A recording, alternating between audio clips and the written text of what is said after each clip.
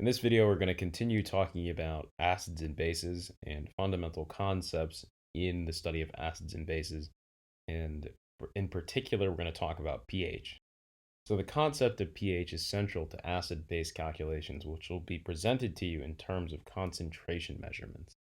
So normally when you're going to be presented with a problem in your general chemistry class or your high school chemistry, AP chemistry class, you're going to be given a problem that requires you to calculate pH from concentration of H plus or OH minus ions.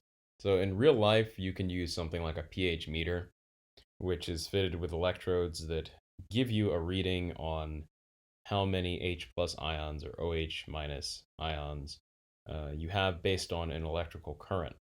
But if you're watching this video, you probably just want to know what pH is. So P of something equals the negative log of something, so the log base 10.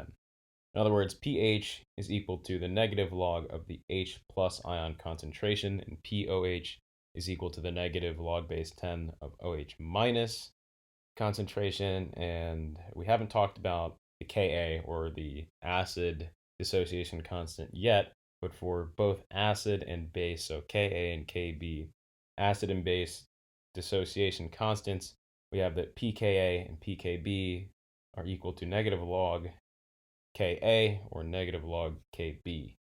And given a solution, when the H plus ion concentration is equal to the OH minus or hydroxide ion concentration, the solution is neutral and the pH is 7.